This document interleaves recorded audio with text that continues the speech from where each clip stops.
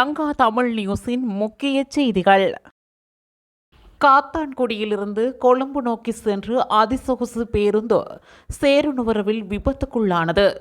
நேற்றிரவு 9 மணியளவில் காத்தான்குடியிலிருந்து கொழும்பு நோக்கி சென்று அதிசொகுசு பேருந்து சேருநுவர கந்தளாய் பிரதான வீதியில் நள்ளிரவு 1 மணியளவில் விபத்துக்குள்ளாகியது. குறித்த விபத்து சம்பவம் தொடர்பில் மேலும் தெரிய வருவதாவது: வடகிழக்கில் ஏற்பட்டுள்ள வெள்ளப்பெருக்கின் காரணமாக மன்னம்பட்டி பிரதான பாலத்தினால் வெள்ள நீர் அதிகமாக செல்வதால் குறிப்பிட்ட வீதியால் வாகனங்கள் செல்ல முடியாத சூழ்நிலையால் மாற்று வழியாக சேருநுவர கந்தளாய் வீதி பயன்படுத்தப்பட்ட நிலையில் சோமபுர பகுதியில் இந்த விபத்து சம்பவித்துள்ளது. இவ்விபத்தில் பேருந்தில் பயணித்து 14 பேருக்கு காயங்கள் ஏற்பட்டுள்ள நிலையில் வைத்தியசாலையில் அனுமதிக்கப்பட்டுள்ளனர்.